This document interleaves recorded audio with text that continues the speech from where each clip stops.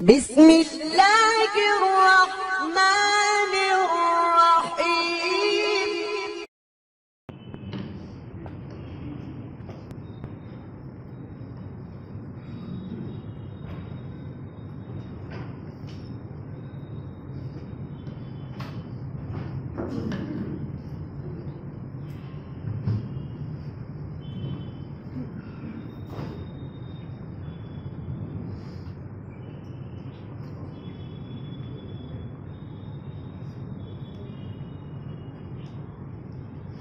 الحمدللہ رب العالمین والصلاة والسلام على سید الانبیاء والمرسلین وعلى آلہ وصحبہ وبارک وسلم تسلیما، اما بعد فاعوذ باللہ من الشیطان الرجیم، بسم اللہ الرحمن الرحیم۔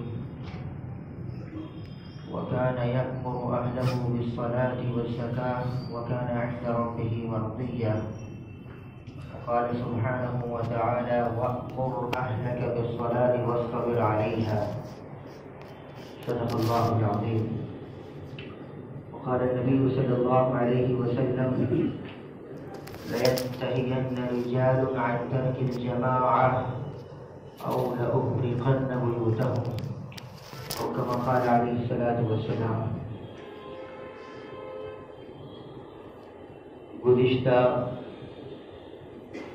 2 ہفتوں سے نماز کی شرائط، اس کے فرائض اور واجبات پر تفصیلی گفتگو ہوئی۔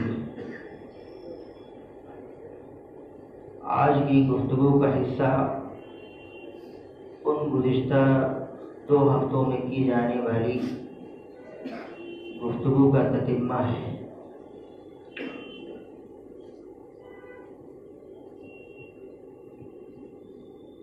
نماز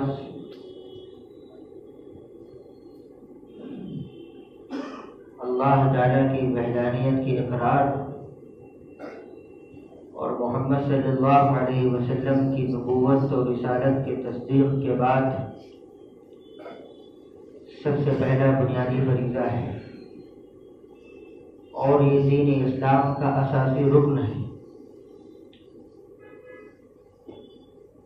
اس مسلمان کا دین سے اور اسلام سے، محمد صلی اللہ علیہ وسلم کی شریعت سے کوئی تعلق نہیں جو نماز کا پابند نہیں۔ صاف صاف کہا گیا، ترمذی کی روایت لا حظ فی الاسلام لمن ترک الصلاۃ، اس آدمی کا اسلام میں کوئی حصہ ہے ہی نہیں جو نماز کو عمدن ترک کر دیتا ہو۔ اور اس کی وضاحت دوسری حدیث سے ہوئی، من ترک الصلاۃ متعمدا فقد کفر، جان بوجھ کر نماز چھوڑنے والے کو کافرانہ عمل اختیار کرنے والا قرار دیا گیا ہے۔ جہاں نماز کی قرآن کے اندر احادیث میں بڑی فضیلتیں بیان کی گئی، اس کی اہمیت پر قرآن کی درجنوں آیات، احادیث نبویہ کا ایک بہت بڑا ذخیرہ اس پر موجود ہے، فضائل پر، اہمیت پر، وہیں ترک نماز پر، ترک صلاۃ پر بڑی بھیانک اور سخت قسم کی وعیدیں اور دھمکیاں بھی آئی ہیں۔ آج کی گفتگو میں چند حدیثیں فضیلت کے عنوان پر اور چند وعیدوں کے عنوان پر انشاءاللہ بیان کریں گے۔ قرآن میں اللہ رب العزت نے گزشتہ قوموں کے واقعات بیان کیے ہیں، ان کی قوموں کا نبیوں کے ساتھ جو رویہ رہا، ان کا جو برتاؤ رہا، اس کو بیان کیا گیا۔ اتباع اور فرمانبرداری کے نتیجے میں ان کے ساتھ اللہ کی طرف سے جو انعامات کی بارشیں ہوئی، اس کو مفصل بیان کیا گیا۔ نافرمانی کے نتیجے میں، سرکشی کے نتیجے میں اللہ کی طرف سے ان پر جو عتاب نازل ہوا، اللہ کی طرف سے ان پر جو سخت گرفت کی گئی، اس کو بھی بیان کیا گیا۔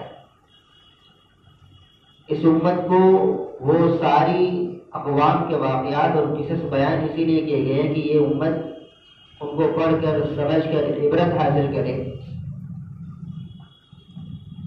کہ کہیں ایسا نہ ہو کہ یہ انہی جیسی بن جائے نافرمانی میں، سرکشی میں، یا ان کے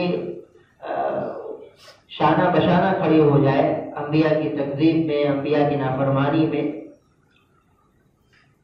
چنانچہ رسول اللہ صلی اللہ علیہ وسلم کا جو آخری وقت ہے دنیا سے رخصتی کا، وصال سے پہلے کا، آپ علیہ السلام نے چند اہم تاکیدیں اور وصیتیں بیان فرمائیں۔ اس میں سب سے اہم وصیت یہ تھی الصلاۃ الصلاۃ، اتقوا اللہ فیما ملکت ایمانکم۔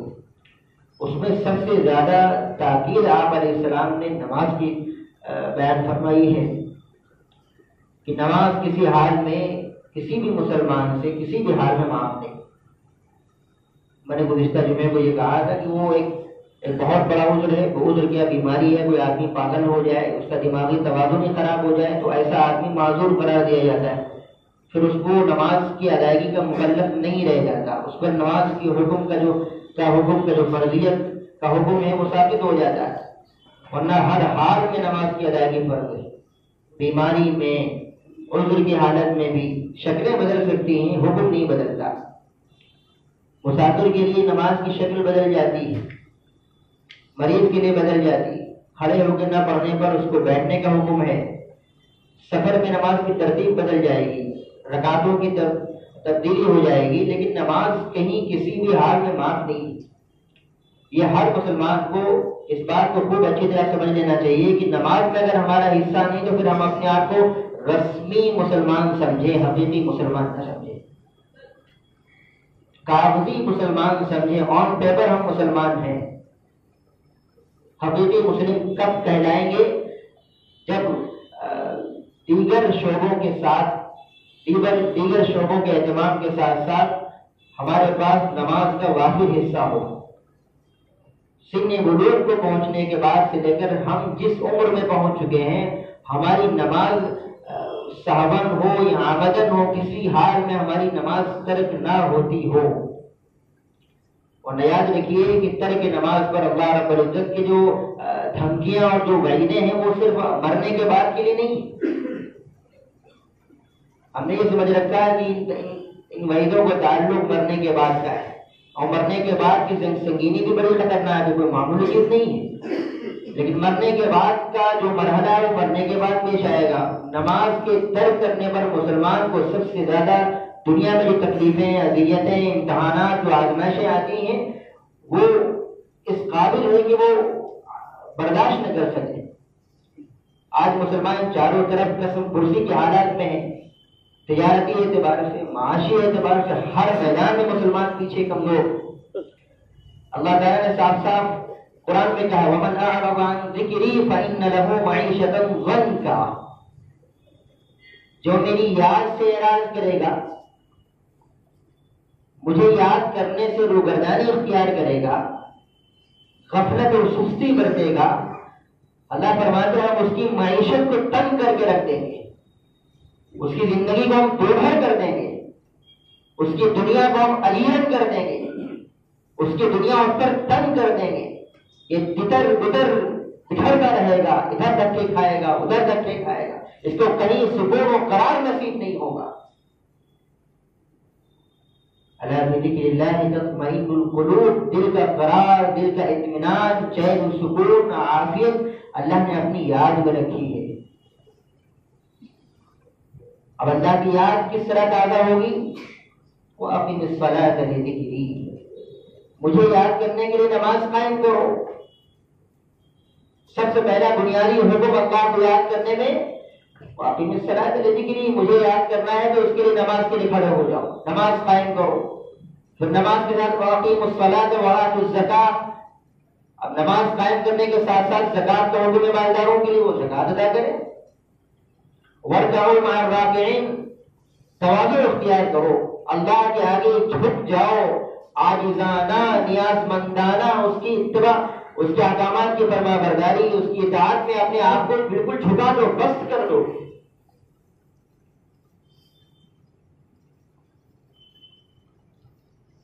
تو ہماری تمام مشکلوں کا حل اللہ تعالیٰ نے سب سے پہلے نماز کے اندر رکھا ہے۔ حضرت حذیفہ ابن یمان فرماتے ہیں، اور تقریباً یہی مضمون ام المومنین حضرت عائشہ صدیقہ رضی اللہ عنہا بیان کرتی، کان النبی صلی اللہ علیہ وسلم اذا حزبه امر فزع الى الصلاة۔ یہ حضور اکرم صلی اللہ علیہ وسلم کی ذاتی زندگی کا حال ہے کہ آپ کو جب بھی کوئی اہم معاملہ پیش آتا آپ دوڑتے نماز کی طرف۔ اللہ تعالیٰ نے انبیاء کرام کو براہ راست تربیت کے انداز میں یہ حکم فرمایا کہ جب بھی تمہیں کوئی ذاتی معاملہ ہو، خانگی معاملہ ہو، بیرونی معاملہ ہو، اندرونی معاملہ ہو، معیشت سے متعلق ہو، معاش سے متعلق ہو، تجارت سے متعلق ہو، صحت و بیماری سے متعلق ہو، رجوع کرو میری طرف، آؤ میری طرف۔ اس لیے انبیاء علیہ السلام کی اللہ نے براہ راست جو تربیت فرمائی ہے، اس تربیت کا سب سے پہلا پہلو یہ ہے کہ وہ اپنی طرف رجوع کرنے کا حکم ہے۔ صاف صاف کہا گیا حضور اکرم علیہ السلام سے، وَأْمُرْ أَهْلَكَ بِالصَّلَاةِ وَاصْطَبِرْ عَلَيْهَا لَا نَسْأَلُكَ رِزْقًا۔ اس میں بہت بڑا نسخہ کیمیا چھپا ہوا ہے کہ اے پیغمبر علیہ السلام، آپ ان پیچیدہ مسائل میں اللہ کی طرف رجوع کریں نماز کے ذریعے۔ وَاسْتَعِينُوا بِالصَّبْرِ وَالصَّلَاةِ، جو حالات آئیں اس پر جمے رہو، صبر کے ساتھ ڈٹے رہو اور اللہ سے نماز کے ذریعے مدد طلب کرو۔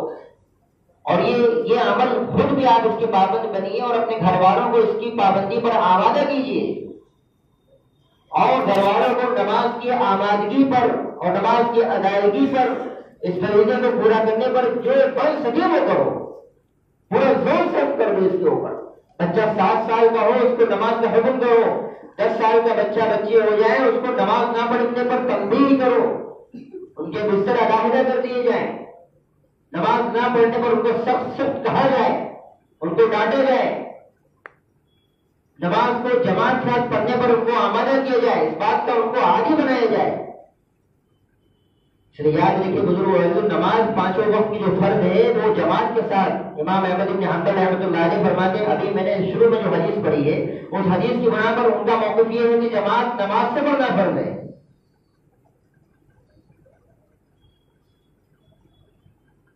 دیگر شوافع فقہا کا یہی موقف ہے، جماعت سے نماز پڑھنا فرض ہے، جس نے جماعت چھوڑ دی اب اس کی نماز اگرچہ وہ تنہائی میں پڑھ ملے، فرض ذمے سے ادا ہو بھی جائے، لیکن وہ ترک جماعت کا موجب ہوتا ہے، گنہگار ہوتا ہے، اور یہ گناہ کبیرہ کے زمرے میں آتا ہے۔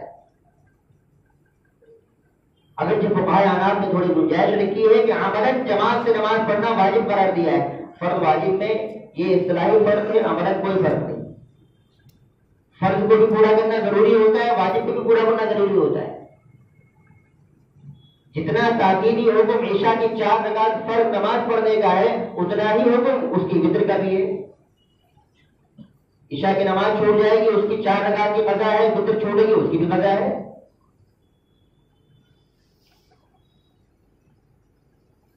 جماعت سے نماز پڑھنے پر ثواب بڑھا دیا گیا، صلاۃ الجماعۃ افضل من صلاۃ الفرد ب27 درجہ۔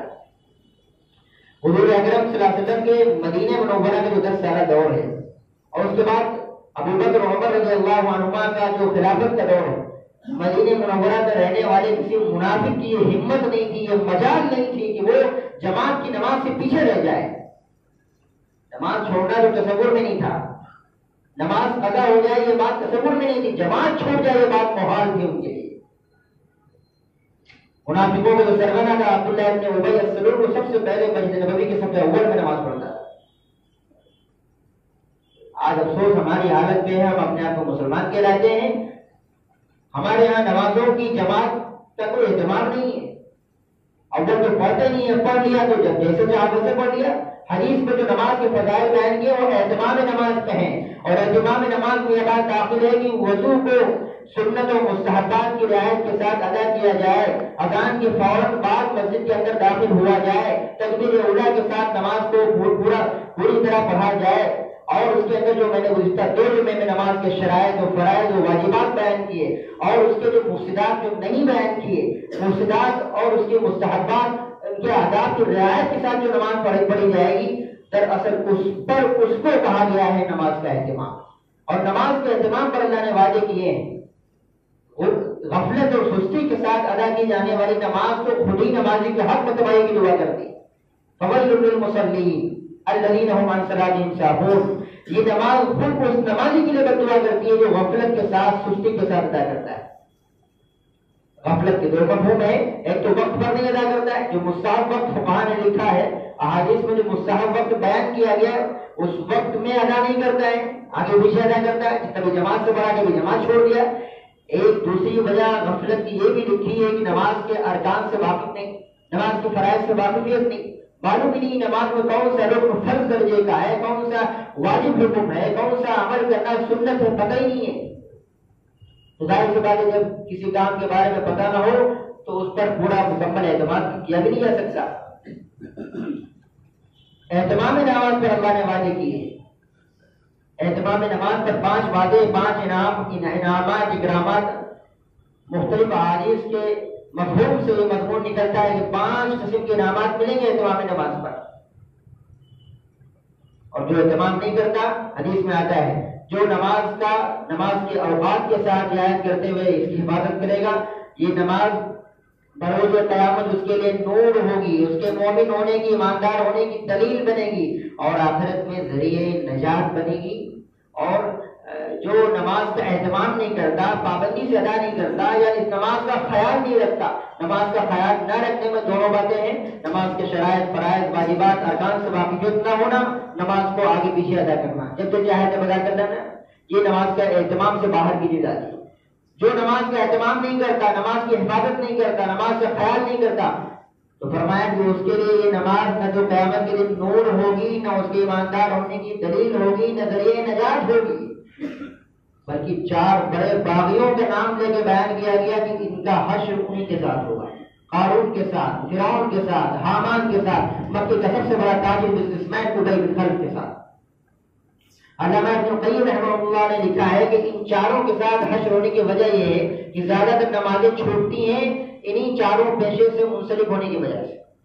نماز چھوٹتی ہے بادشاہت، حکومت، ریاست، کرسی، عہدے کی وجہ سے، زیادہ مال ہونے کی وجہ سے. تو یہ قارون، فرعون، حامان آپ سب جانتے ہیں، ایک مالدار ہے، ایک بادشاہ ہے، ایک بادشاہ کا وزیر ہے. یہ نماز چھوڑ رہی تجارتی مصروفیت کی وجہ سے، کاروباری مشاغل کی وجہ سے. ایک کسٹمر بیٹھا ہوا، اس کسٹمر کو چھوڑ کے نماز پڑھنے چلے جائیں گے تو پھر کئی ہزار کا نقصان ہو جائے گا، مال ہی نہیں بکے گا. کسٹمر کو مال بھیجنے کے چکر میں فرض جماعت چھوڑ رہی، فرض نماز چھوڑ رہی، جماعت چھوڑ رہی. جماعت تو دور، کبھی کبھی ایسا ہوتا ہے کہ پورا وقت نکل جاتا ہے، ایک نماز کا وقت نکل گیا، دوسری یہ اس وقت کی نماز دوسرے وقت میں ادا کی جا رہی ہے. حضور اکرم صلی اللہ علیہ وسلم نے ایسے نمازی کو منافق کی نماز کہا ہے. ابن ماجہ، ترمذی، ابو داؤد کی روایت ہے، تلک صلاۃ المنافق قرار دیا. فرمایا کہ ایسی نماز یہ منافق کی نماز، یہ اللہ کے یہاں مقبولیت کا ذریعہ نہیں بنے گی، یہ پکڑ کا ذریعہ بنے گی، یہ دنیا میں رسوائی اور ہلاکت کا ذریعہ بنے گی. اور خاص عصر کی نماز کے بارے میں حکم فرمایا کہ عصر کی نماز کا جو مکروہ وقت شروع ہو جاتا ہے، مکروہ وقت میں جو شخص نماز پڑھنے کی عادت بنا لے، معمول بنا لے، سورج غروب ہو چکا ہے، سورج کی لگامی نظر آ رہی ہے، مغرب کے اذان میں چند منٹ باقی ہیں، جو شخص معمول بنا لے کہ عصر کی نماز لازماً اسی وقت میں آگے بڑھتا ہے، ایسے نمازی کو حضور اکرم صلی اللہ علیہ وسلم نے بد دعا دی. یہ 3 شہر فقہ کی 3 بڑی کتابوں میں حدیث موجود ہے. امام شافعی رحمۃ اللہ علیہ فرماتے ہیں ایسے آدمی کی نماز ہوتی ہی نہیں ہے. اگر جب فقہاء اور احناف نے گنجائش دیکھی نماز ہو جاتی ہے اس مقروض وقت میں، اس دن کی عصر کی نماز، لیکن اس طرح پابندی سے اسی وقت میں آگے نماز پڑھنے والا لا یذکرون اللہ فیہا الا قلیلا، اس میں تو اللہ کا ذکر کر ہی نہیں سکتا. چنانچہ ایک دن دیکھا گیا ایک صاحب، مغرب کی اذان ہمارے یہاں شروع ہوئی، اب جیسے وہ اذان شروع ہوئی وہ قادم تھے، اللہ نے تیار پڑھا، کیا پڑھا؟ سلام پھیرتے ہوئے السلام علیکم السلام علیکم السلام علیکم السلام علیکم. کیوں؟ المؤذن صاحب نے اللہ کو شروع کر دیا ہے. بہتر تھا کہ جب بالکل وقت ختم ہو گیا، 3 اوقات میں نماز پڑھنا منع کیا گیا ہے، طلوع آفتاب کے بعد فوراً جو وقت ہوتا ہے 15-20 منٹ کا، استواء شمس جب آسمان بالکل بیچ میں ہوتا ہے وہ تقریباً 7-8 منٹ کا وقت ہوتا ہے، اور غروب آفتاب وہ تقریباً 5-6 منٹ کا وقت ہوتا ہے، مغرب سے پہلے کا وقت. ان 3 اوقات میں نماز پڑھنے کو منع کیا گیا ہے، لیکن معمول ہے، بتانے پر بھی کوئی احساس نہیں، کوئی شعور نہیں. یہ تو بڑے افسوس کی بات ہے. بزرگ دوستوں عزیزوں، جو اہتمام ہمیں کرنا چاہیے تھا، امام احمد بن حنبل رحمۃ اللہ علیہ فرماتے ہیں نماز کا مومن کے ایمان سے وہ ربط تھا کہ اس کا تو حق یہ تھا کہ یہ دن بھر نماز میں مشغول رہتا. اللہ نے براہ راست اپنی ذات سے گفتگو اور مکالمے کے لیے اس کو ایسا ذریعہ دیا تھا. اس کا جو حق تھا، محبت تھا، والہانہ عقیدت مندانہ تعلق کا اظہار اس کو اس انداز میں کرنا چاہیے تھا کہ یہ پورا دن مصروف رہتا. لیکن چونکہ اس کے ساتھ اور بھی ذمہ داریاں اللہ تعالیٰ نے لگا کے رکھی ہیں، اس لیے صرف 5 وقت کا حکم ہے. آپ علیہ السلام والسلام نے فرمایا، وہ بات چلی کہ جماعت سے نماز چھوڑ دینے کے سلسلے میں، لَيَنْتَهِيَنَّ رِجَالٌ عَنْ تَرْكِ الْجَمَاعَةِ، جو لوگ جماعت سے نماز پڑھنے کو ترک کرتے ہیں، چھوڑ دیتے ہیں، ان کو چاہیے کہ وہ اپنی اس حرکت سے باز آ جائیں. أَوْ لَيُحْرِقَنَّ بُيُوتَهُمْ، ورنہ میں ان کے گھروں پہ جا کر آگ لگا دوں گا. آپ غور کریں، محمد صلی اللہ علیہ وسلم جیسی عظیم ہستی، مشفق و مربی کون ہو سکتا ہے؟ لیکن آپ کی ناراضگی کا حال دیکھیے، آپ کتنا برہم ہے اس نمازی سے جو نماز تو پڑھتا ہے لیکن جماعت چھوڑ دیتا ہے. اسی حدیث کا اوپر والا ٹکڑا اس میں فرمایا، میرا دل چاہتا ہے کہ جب مؤذن اذان کہے، جو اذان سن کر مسجد میں حاضر نہ ہو سکے، 3 عذر ہیں، اس کے علاوہ کوئی عذر قابل قبول نہیں. جان کا خوف، مال کا خوف، یا کوئی شدید بیماری ہو. فقہ نے لکھا ہے گزرون شریف، بارش ہو رہی ہو، آ نہ سکتا ہو. ان 4 کے علاوہ کوئی عذر جو ہم نے بنا رکھے وہ کوئی عذر قابل قبول نہیں. کوئی بلا عذر مؤذن کی اذان سن کر مسجد میں نہیں آتا ہے. اللہ کے نبی علیہ السلام نے فرمایا، میرا دل چاہتا ہے کہ میں مؤذن سے کہوں تو اقامت دے، اور اس مسلح پر میں اپنی جگہ کسی اور کو کھڑا کر دوں، چند نوجوانوں کو جمع کروں اور ان کے گھروں میں جا کے آگ لگا دوں جو جماعت کی نماز میں شریک نہیں ہوئے. اس لیے بزرگوں، دوستوں، عزیزوں، ہر مسلمان کو اس بات کا اپنے اندر احساس جگانا ہے اور شعور پیدا کرنا ہے کہ ہم بحیثیت مسلمان نماز کو چھوڑنے کے قطعی طور پر مکلف نہیں. گنجائش ہے ہی نہیں کہ نماز چھوٹ جائے ہم سے. ہمارا اسلام ناقص ہے، ادھورا ہے اگر ہمارے پاس نماز نہیں.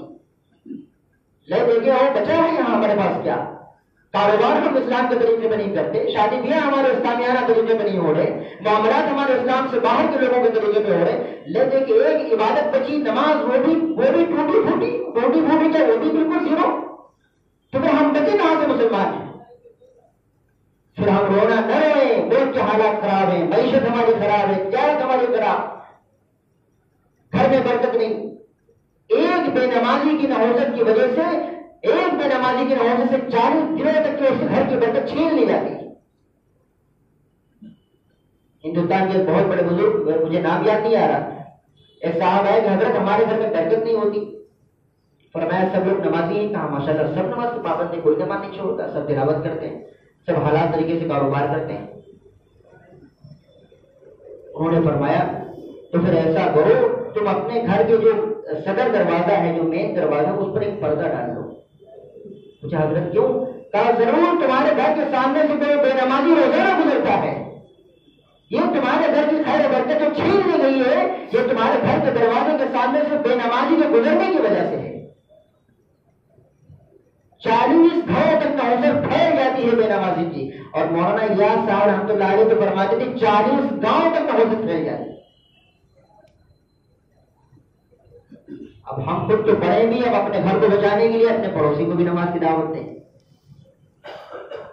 اس پڑوسی کے گھر میں کتنے بالغ مرد ہیں، سب کو مسجد میں لانے کی کوشش کریں. کتنی خواتین ہیں، کتنی بچیاں ہیں، اپنے گھر کی عورتوں کو بھیجیں، ان کو نماز کا مکلف بنانے کی اور نماز کی ترتیب پر کامل طور پر جمع ہونے کے اوپر محنت کریں. ہماری دکان کے اگل بغل میں کتنے مسلمان ورکرز ہیں، کتنے مسلمان نوجوان کام کرتے ہیں، کتنے دکاندار ہیں، لسٹ بنائیں اور خود کسی اور سے امید نہ لگائیں کہ باہر کا آدمی آئے گا وہ ان کو نماز دعوت دے گا. نہیں، باہر سے مسلمان اور ایک فرد امت ہونے کی وجہ سے ہماری ذمہ داری ہے، ہم اپنے اگل بغل میں رہنے والے ہر مسلمان کو نماز دعوت دیں گے. یہ ہمارے لیے نماز کی طرح فرض عین ہے. جب نماز کی دعوت دیں گے، نماز کے مستحبات، آداب اور فرائض و واجبات کی رعایت کے ساتھ نماز ادا کریں گے تو پھر یہ نماز 5 انعام دلائے گی اللہ تعالیٰ کے یہاں سے. اس میں سب سے پہلے روزی کی تنگی دور ہوگی، سب سے پہلے رزق کی تنگی دور ہوگی. اور یہاں کون ایسا ہے جو رزق کی تنگی سے پریشان نہیں؟ سب سے پہلا انعام رزق کی تنگی دور ہوگی. دوسرا انعام قبر کی جو سختی ہے، وہاں جو ہولناکی ہے، وہ خطرناکی ہے، اللہ پاک وہاں اس کی حفاظت فرمائیں گے.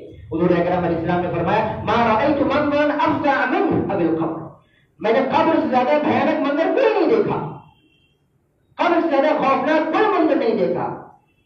کہ آخرت کی منزلوں میں سب سے پہلی منزل ہے، جس کا یہاں بیڑا پار ہو گیا آخرت کی منزلیں ممکن ہے آسان ہو جائے. تیسرا انعام اعمال نامہ داہنے ہاتھ میں اللہ پاک عطا فرمائیں گے بروز محشر اس کو جو نماز کا پابند ہوگا. قرآن میں ایک سورت ہے، غالباً سورہ مدثر ہے، ما سلککم فی سقر، یہ اسی میں آیت ہے.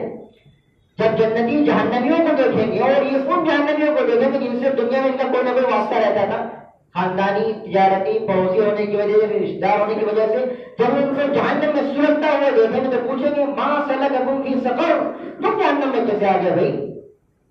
کہیں گے قالوا لم نکن من المصلین، ہم نماز نہیں پڑھتے تھے. یہ جہنمی کہیں گے اپنے ان رشتہ داروں سے، ان تعلق والوں سے جو جنت میں ہوں گے، لم نکن من المصلین، ہم نماز نہیں پڑھتے تھے. ترک نماز کے سبب، ترک نماز کی پاداش میں اللہ نے ہمیں جہنم میں پھینکا ہوا ہے. تیسرا انعام اعمال نامہ دائیں ہاتھ. یہ اعمال نامہ دائیں ہاتھ میں ملنا یہ اس کی کامیاب ہونے کی دلیل ہے. اور جس کے ہاتھ بائیں ہاتھ میں دے دیا جائے گا یہ اس کی ناکامی کی علامت ہوگا، سرٹیفکیٹ ہوگا. اس کو فرشتے زنجیروں میں جکڑ کے جہنم کے اندر پھینک دیں گے. سورۃ الحاقہ میں پوری تفصیل بیان کی گئی، اس کی وقت نہیں ہے اس کو بیان کرنے کا. چوتھا انعام یہ بیان کیا گیا کہ پرسرات جو جہنم کے اوپر ایک برج بنا ہوا ہے، پل بنا ہوا ہے، اس پر سے ہر انسان کو گزرنا ہے، ہر مسلمان کو اس سے گزرنا ہے، انبیاء علیہ السلام کو بھی گزرنا ہے. وَإِن مِّنكُمْ إِلَّا وَارِدُهَا كَانَ عَلَىٰ رَبِّكَ حَتْمًا مَّقْضِيًّا. پرسرات پر گزرنے سے کوئی بچے گا نہیں. نبیوں کو، رسولوں کو، صحابہ کو، اولیاء کو، تابعین کو، تابع تابعین کو، عام مسلمانوں کو، فرمانبرداروں کو، مولانا صاحب کو بھی، ڈاکٹر صاحب کو بھی، سب کو اس پر گزرنا ہے. راستہ کیسا ہے؟ بار سے زیادہ باریک، تلوار کی دھار سے زیادہ تیز، اس پر سب کو گزرنا ہے. جو نماز کی پابندی کرے گا، 5 وقتوں کی نماز کی پابندی کرے گا، اللہ پاک پرسرات کے راستے سے گزرنا اس کو آسان کر دیں گے. 5واں اور آخری انعام یہ فرمایا حساب و کتاب کی سختی سے اللہ پاک حفاظت فرمائیں گے، آسان حساب فرمائیں گے. اور آسان حساب کیا ہے؟ حضور اکرم علیہ السلام ہر نماز کے بعد دعا مانگ رہے ہیں، اللہم حاسبنی حسابا یسیرا، اے اللہ ہمارا آسان حساب کیجیے گا. ام المؤمنین عائشہ نے فرمایا رضی اللہ عنہا، حضور یہ آسان حساب کیا ہے؟ مل حساب الیسیر یا رسول اللہ، آسان حساب کا کیا مطلب ہے؟ آپ نے فرمایا عائشہ آسان حساب یہ ہے کہ جو دفتر ہمارے لکھے جا رہے ہیں، ہمارا یہ جو دفتر تیار ہو رہا ہے، ہمارے روزمرہ کے کارنامے لکھے جا رہے ہیں، فرمایا عائشہ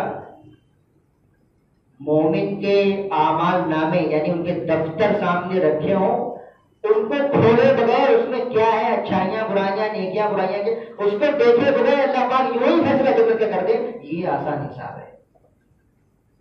من نوقش الحساب یومئذ فقد ہلک یا عائشہ، اس دن جس کا دفتر کھول دیا گیا یقین مانو وہ ہلاک ہو جائے گا، کوئی نہیں بچے گا اس سے. تو یہ 5واں جو انعام ہے حساب کتاب کی سختی سے حفاظت کا، اہتمام نماز کریں. اللہ تعالیٰ سے دعا ہے کہ ہم سب کو اہتمام نماز پر جو اللہ کی طرف سے فضائل وعدے کیے گئے ان وعدوں کو یقین کے ساتھ نماز کا اہتمام کرنے اور دوسروں کو بھی نماز کی دعوت دے کر نماز کی اس عظیم عبادت پر جمع کرنے کی توفیق عطا فرمائیں. وآخر دعوانا الحمدللہ.